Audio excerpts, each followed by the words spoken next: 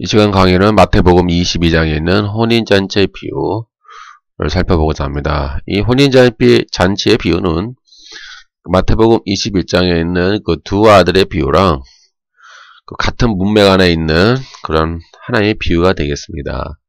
이 혼인잔치의 비유를 보면 천국은 마치 자기 아들을 위하여 혼인잔치를 베푼 어떤 임금과 같으니 그 종들을 보내어 그 청한 사람들을 혼인잔치에 오라 하였더니 오기를 싫어하거늘 다시 다른 종들을 보내어 이르되 청한 사람에게 이르기를 내가 오늘 오찬을 준비하되 나의 소와 살찐 짐승을 잡고 모든 것을 갖추었으니 혼인잔치에 옵소서 하라 하였더니 그들이 돌아보지도 않고 한 사람은 자기 밭으로 한 사람은 자기 사업하러 가고 그 남은 자들은 종들을 잡아 모욕하고 죽이니 임금이 노하여 군대를 보내어 그 살인한 자들을 진멸하고 그 동네를 불사르고 이에 종들에게 이르되 혼인잔치는 준비되었으나 청한 사람들은 합당치 아니하니 내 거리 길에 가서 사람을 만나는 대로 혼인잔치에 청하여 오라 한대 종들이 길에 나가 악한 자나 선한 자나 만나는 대로 모두 데려오니 혼인잔치에 손님들이 가득한지라. 임금이 손님들을 보러 들어올새 거기서 예복을 입지 않은 한 사람을 보고 이르되 친구여 어찌하여 예복을 입지 않고 여기 들어왔느냐 하니 그가 아무 말도 못하거늘 임금이 사환에게 말하되 그 손발을 묶어 바깥 어두운 데 넷대 던지라. 거기서 슬피 울며 이를 갈게 되리라 하니라. 청함을 받은 자는 많되 택함을 입은 자는 적으니라. 이제 이 부분도 이 비유도 이제 문맥을 이해해야 되는데요. 마태복음 21장에 일어난 사전 배경을 먼저 이해해야 합니다. 이 모든 비유는 앞뒤 문맥을 고려해서 이 해석을 해야 되죠. 그 본문만 떼어내서 단독적으로 해석하게 되면은 잘못 해석하게 됩니다. 그리고 특히 알레고리로 해석하게 되죠. 코에 걸면 코걸이, 귀에 걸면 귀걸이, 목에 걸면 목걸이, 눈에 걸면 눈걸이, 팔에 걸면 팔걸이 이제 이렇게 되는 거예요. 알레고리가 그러는 거예요. 그러니까 이거 조심해야 되고요. 신중해야 되고 원래 그 알레고리를 통해서 무엇을 비유를 통해서 무엇을 말씀하시고자 하는가 그 하나의 영적 원리가 있습니다. 그 하나의 영적 원리를 우리가 캐치를 하면 돼요. 그래서 이 배경을 보면은 십자가에 돌아가시기 위해 예수께서 예루살렘에 입성하는 장면이에요. 배경이. 그래서 예수님은 이제 예루살렘에 입성하신 후에 이제 성전 정결을 행하시죠. 그래서 마태복음 21장 12절 13절에 보면은 예수께서 성전에 들어가사 성전 안에서 매매하는 모든 사람을 내쫓으시며 돈 바꾸는 사람들의 상과 비둘기 파는 자들의 의자를 둘러엎으시고 그들에게 이르시되 이룩된 바 내 집은 기도하는 집이라 일컬음을 받으리라 하였거늘 너희는 강도의 소굴을 만드는 도다 하시니라. 이 부패한 제사장들은 사실 이 로마 제국의 비호를 받고 있었고 어떠한 일정 부분 부패 커넥션을 유지하고 있었죠. 검은 거래 부패 커넥션. 우리나라 사람들이 잘하는 거 또 좋아하는 것이죠. 부패 커넥션. 안 하면 바보, 해야 지혜로운 사람이 되는 이제 그런 나라가 되었죠. 우리나라도. 이런 이제 제사장들은 이제 환전상과 재물을 파는 자들의 자리를 알선하고 수수료를 챙겼고요. 환전상과 재물을 파는 자들도 일반 시민들에게 만큼 그 좋지 않은 재물들, 그러니까 이 학급 있죠, 학급. 그 좋지 않은 재물을 비싸게 팔고, 그러면 시민들은 울며 겨자 먹기 쉬로 그 재물을 사야 되죠. 어디서 따로 살 데도 없고. 그래서 그런 부패 구조가 이루어질 수밖에 없는 그런 경우가 있었어요. 그래서 이 예루살렘 성전 자체가 이제 부패하게 된 거죠. 뭐 하나님께 기도하는 집인데 강도의 소굴로 만들었다고 하신 것처럼 그냥 서로 그냥 돈 벌어먹는 하나의 회사가 된 거예요. 회사. 타락한 성전이 됐죠. 타락한 종교. 어쩌면은 우리 개신교 안에도 이럴 수도 있어요. 많은 부분이 이런 부패 커넥션이 있고 어떤 교회 주식회사라고 할까요? 주식회사, 어떤 돈을 버는 회사, 어떤 강도의 속을 우리도 상당히 이런 부분 주의해야 돼요. 꼭 남의 얘기만은 아니고요. 이 타락한 이스라엘 얘기만은 아니에요. 항상 우리들에게도 해당되는 되는 말씀이기에 항상 우리는 두려워해야죠. 그리고 나서 주님은 이제 무화과 나무를 저주하세요. 그러니까 이게 스토리가 다 이어져 있는 거예요.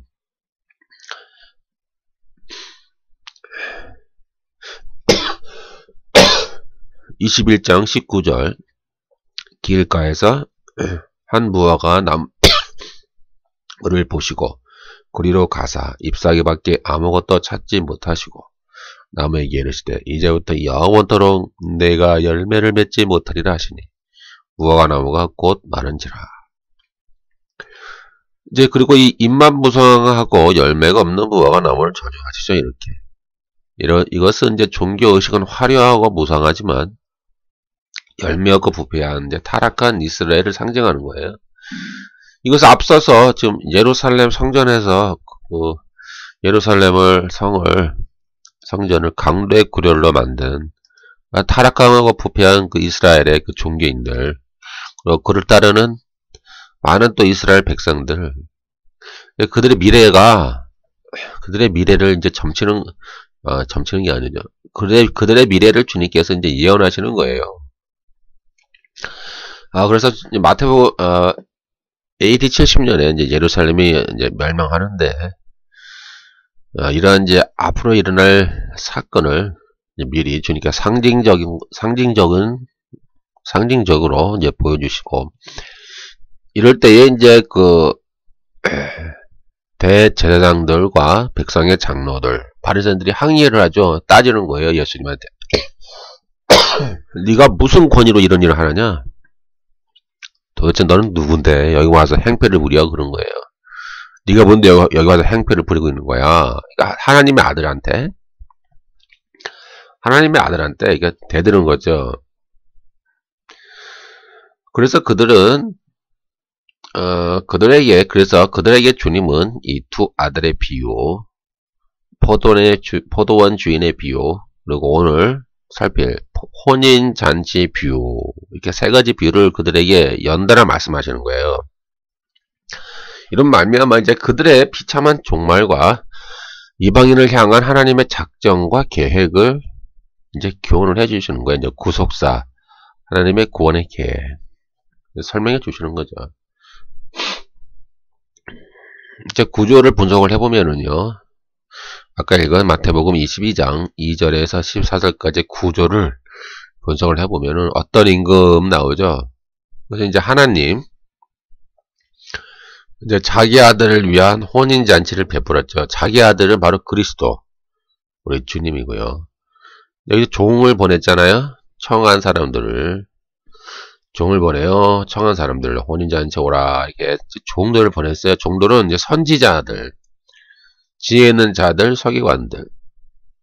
마태복음 23장 34절, 37절에 보면은, 그러므로 내가 너희에게 선지자들과 지혜 있는 자들과 서기관들을 보내매 너희가 그 중에서 더러는 죽이거나 십자가에 못 박고 그 중에 더러는 너희 회당에서 채찍질을 하고 이 동네에서 저 동네로 따라다니며 박해하니라.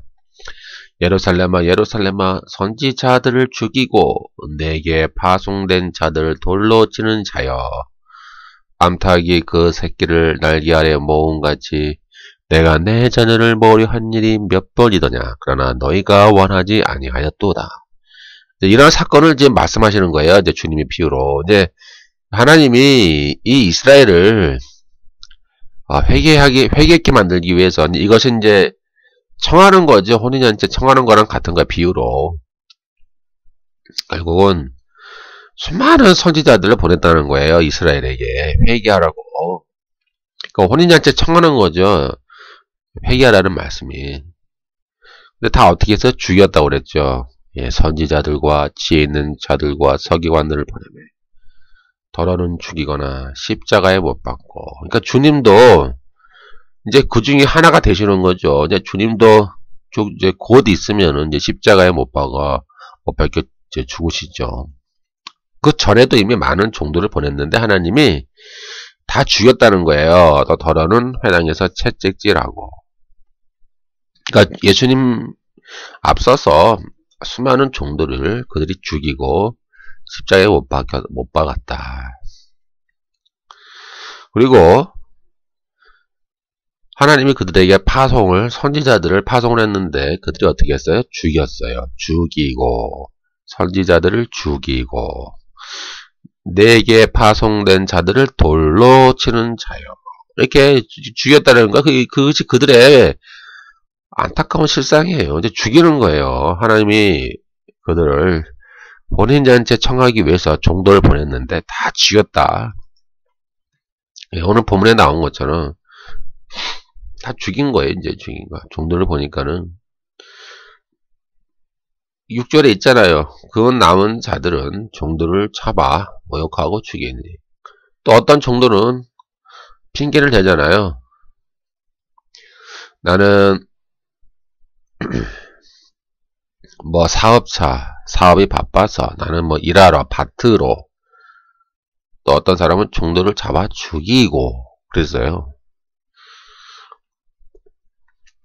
청한 사람들이 나오죠. 청한 사람들은 열매 없는 이스라엘 백성들이죠. 원래 하나님의 율법을 맡았던 이스라엘을 의미해요. 그러니까 이것은 첫 번째 청한 사람들이에요. 첫 번째 종들. 근데 이 청한 사람들이 두 번 나와요.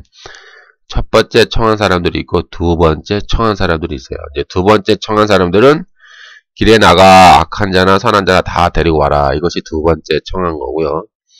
첫 번째 청한 사람들은 이제 우리 이스라엘, 부패한 이스라엘, 타락한 이스라엘, 열매가 없는 이스라엘, 하나님의 율법을 맡았던 이스라엘. 이들은 돌아보지 않고 한 사람은 자기 밭으로, 한 사람은 사업하러 이렇게 핑계 대고 이리저리 이제 하나님의 어떤 부르심을 외면했다 이거죠.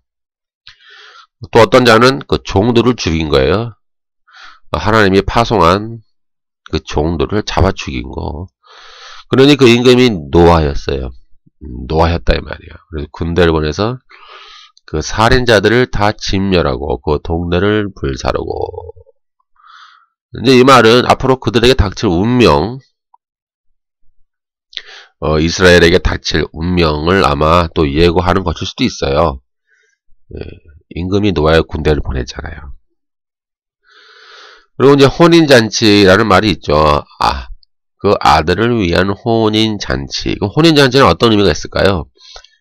그리스도의 복음으로 말미암는 새 언약의 혼인잔치예요. 은혜의 잔치, 또 복음의 잔치. 그러니까 예수님이 이 땅에 오심으로 이제 혼인잔치가 시작된 거예요. 시작됐죠. 주님이 재림 때까지 이 시대가 이 종말 시대고 말세인데 이 시대가 이제 혼인잔치의 시대예요. 그래서 마태복음 특히 이제 예수님이 이제 십자가에 죽으시기 전 공생의 사역, 그때가 이제 이 혼인잔치의 절정을 이루고 있는 거예요. 왜냐하면 마태복음 9장 15절 예수께서 그들에게 이르시되 혼인집 손님들이 신랑과 함께 있을 동안에 슬퍼할 수 있느냐? 그러나 신랑을 빼앗길 날이 이르리니 그때는 금식할 것이라. 이렇게 예수님은 자신을 혼인집이라고 비유하셨어요. 신랑, 혼인집의 신랑이다 내가. 그러니까 이 당시 사람들이 그러잖아요. 세례 요한은 금식을 하는데 제자들 같이 금식하는데 당신은 왜 금식 안 합니까? 물어보잖아요. 예수님께 와서. 그러니까 예수님이 그래요. 혼인집 손님들이 지금 신랑과 함께 있을 동안에 슬퍼할 수가 있느냐. 내가 지금 신랑이라 이 말이죠. 예, 혼인집 잔치에 지금 혼인집 잔치가 벌어지고 있는 거예요. 주님이 복음을 전하잖아요. 계속. 그렇죠? 예수님의 인격과 사역으로 말미암아 천국 하나님의 나라, 하나님의 다스림과 통치가 이제 실현되고 있잖아요. 실현됐잖아요. 그래서 많은 사람이 회개하고 그 천국에 들어간다는 말이죠. 이제 천국 잔치가 이제 벌어진 거예요. 복음의 잔치, 은혜의 잔치. 그런 말미암아 슬퍼할 수가 없는데, 그러나 조금 있으면은 이제 신랑을 빼앗긴다. 주님의 죽으심을 말씀하는 거죠. 그때는 사람들이 금식할 것이다. 이렇게. 혼인잔치는 이제 은혜의 천국 잔치, 뭐, 복음의 잔치라고, 라는 의미가 되겠죠. 내 길거리에 가서 사람을 만나는 대로, 악한 자나 선한 자나 만나는 대로 데리고 와라. 이것이 이제 두 번째 초청이죠. 이방인을 뜻하죠, 이들은. 이방인, 세리, 창녀들. 이제 이들에게 복음이 증거되고, 이들이 천국으로 초청을 받는 거예요, 이들이. 천국으로 들어와라. 그래서 이제 청하는 거죠. 이들에게 이제 임금이 예복을 줘요, 예복. 잔치에 들어올 때 예복을 다 입힌다, 말이죠. 그 예복은 무엇일까요? 주인이 베푼 호의, 또는 은혜, 또는 구원, 또는 칭의. 이게 되겠어요. 예복은 이제 근동 문화에서는 이 잔치를 주최한 주인이 초대받은 손님들에게 입구에서 입으라고 주는 옷이라고 합니다. 따라서 예복을 입지 않는 것은 주인이 베푼 그 호의와 은혜를 무시하고 결례를 향하고 있음을 의미하는 것으로 하나님의 구원에 대한 거부 의사라고 할 수 있어요. 그러니까 주인이 예복을 주잖아요. 그 호의잖아요. 호의. 그 예복을 다 입어야 된대요. 잔치에 들어가기 위해서는. 근데 만약에 임금이 상원들에게 말하되 예복을 입지 않은 사람이 있다라는 거예요. 잔치에.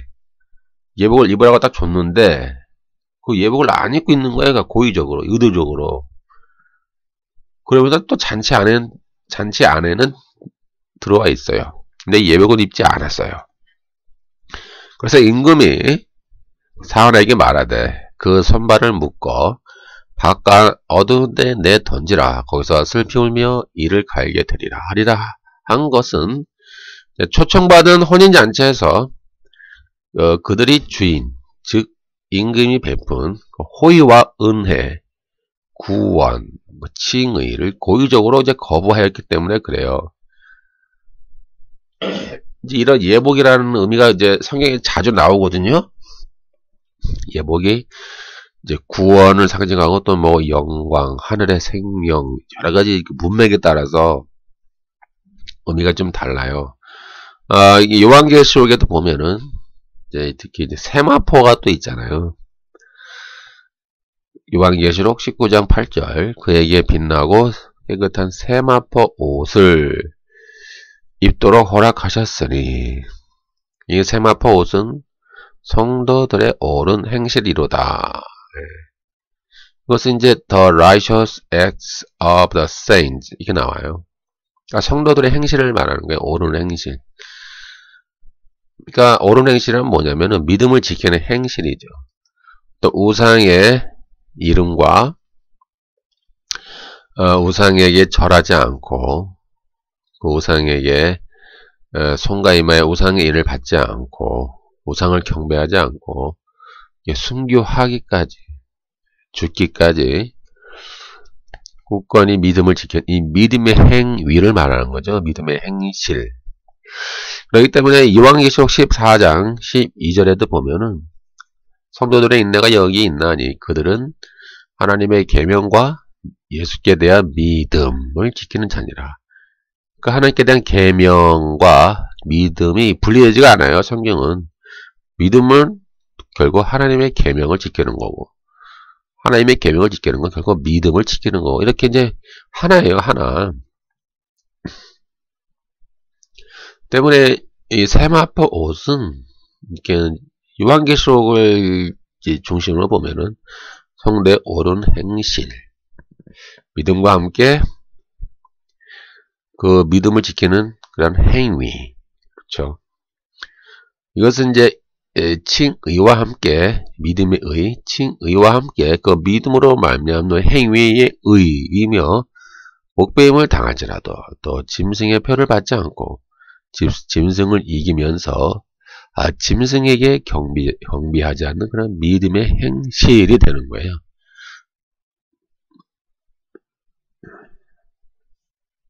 이런 의는 이제 믿음의 의와 더불어 그 믿음의 의는 주님으로부터 우리가 수여받는, 그렇죠. 하늘에서 우리가 수여받고 100% 우리가 받는 의죠. 수여받는 거예요. 우리에게 나올 수가 없는 의. 수여받는 의와 더불어 또한 그 이후에 이제 믿음으로 말미암는 행동의 변화를 의미하는 행위의 의가 또 있어요. 이런 행위의 의는 믿음의 행위죠. 행위권이 아니에요. 자꾸 오해하지 마세요. 이 사람은 이상하게 자꾸 이 근본주의자들 가운데 자꾸 행위권 함부로 말하는데 그 문맥에 따라 파악을 잘 하셔야 돼요. 그래서 주님은 서기관과 바리새인보다 더 나은 의가 되어야 천국에 들어간다라고 하셨죠. 마태복음 5장 20절 내가 너에게 이르노니 너희 의가 바리새인과 서기관과 바리새인보다 더 낫지 못하면 결단코 천국에 들어가지 못하리라. 너희 의가 더 낫지 못하면 이게 또 천국에 이렇게 기록되어 있잖아요. 너희 의가 뭐예요? 행위구원은 아니에요. 이들은 이미 믿음을 칭의를 수여받은 사람이에요. 하나님께로부터. 하늘의 생명 칭의를 수여받았다고요. 이미. 행위구원이 아니에요. 근데 이렇게 시작한 사람은 칭의를 수여받은 사람은 행위의 올바른 믿음의 행위를 또 하나님께 드려야 되죠. 그런 것은 어떤 제사 또는 어떤 제물, 우리 모든 삶이 이제 제사가 되잖아요. 신약의 의미에는 동물의 제사가 아니라 우리의 모든 옳은 행위, 우리의 성김, 그런 믿음의 행위들이 다 제사가 되는 거예요. 그래서 하나님께 드려짐이 되는 거죠. 드려짐. 근데 이런 의가 더 낫지 못하면 바리새인보다 결단코 천국에 들어가지 못하리라. 이렇게 믿음의 의는 행함의 변화를 또 행위의 의를 이제 동반한다고 성경 기록되어 있어요. 또 이사야에서는 옷은 구원과 또 공의를 상징하며 신랑과 신부를 단장하는 것에 비유하기도 해요. 이사야 61장 10절 내가 여호와로 말미암아 크게 기뻐하며 내 영혼이 나의 하나님으로 말미암아 즐거워하리니 이는 그가 구원의 옷을 내게 입히시며, 이것이 이제 예복과 비슷한 거예요. 오늘 본문에 보면은 우리 이제 비유해서 임금이 입혀주는 예복이 바로 구원의 옷이에요. 그가 구원의 옷을 내게 입히시며 공의의 겉옷을 내게 더하시며 신랑이 사모를 쓰며 신부가 자기 보석으로 단장함과 함께 하였더라. 근데 이사야에서는 두 가지 의미가 있죠. 구원의 옷, 그다음에 공의의 겉옷, 이렇게. 하여튼 이러한 이제 구원의 옷, 또 공의의 겉옷을 우리에게 수여를 해주신 거죠. 우리에게. 신랑이 사모를 쓰며 신부가 자기 보석으로 단장한 같이. 여기서의 신랑은 이제 예수님이 아니라 우리 하나님의 백성을 신랑으로 묘사하고, 또 신부가 자기 보석으로 단장한 같이 우리에게 구원의 옷으로 또 공의의 겉옷으로 우리를 꾸며주신다. 그게 이제 하나님의 주권적 은혜죠. 수여해 주시는 주권적 구원을 의미하면 되겠습니다. 결과는 어떻게 되었나? 예복을 입지 않는 자는 결국 주인의 은혜와 호의, 주인의 구원을 거부하는 거죠. 이 예복은 이제 구원을 상징하니까. 근데 이들은 손발을 묶어 바깥 어두운 데 내던지라 거기서 슬피 울며 이를 갈게 되리라 이렇게 말하고 있어요. 근데 여기서 청함을 받은 자는 많되 택함을 받은 자는 적으니라 이게 결론이 나오죠. 말씀하셨어요. 즉 이 청했다라고 하는 것은 두 번 일어났다고 그랬죠. 첫 번째 청한 사람은 이제 열매 없는 이스라엘, 하나님의 율법을 맡았던 이스라엘. 이들은 이제 돌아보지도 않고 자기 밭으로 가고 자기 사업하러 가고 또 어떤 사람들은 종들을 잡아 죽이고 그런 사람은 첫 번째 청한 사람들이고 이제 두 번째 청한 사람들은 길에 나가 악한 자나 선한 자나 데리고 마라. 이렇게 두 번째 청한 사람들이 있죠. 중요한 것은 이제 예복을 입어야 돼요. 예복. 그래서 청함을 받은 사람은 많아요. 보니까. 택함을 받은 자는 뭘까요? 예복을 입은 자. 하나님이 베푼 은혜와 구원을 전적으로 수납하고 받아들이며 믿음의 의를 갖춘 자가 되겠습니다.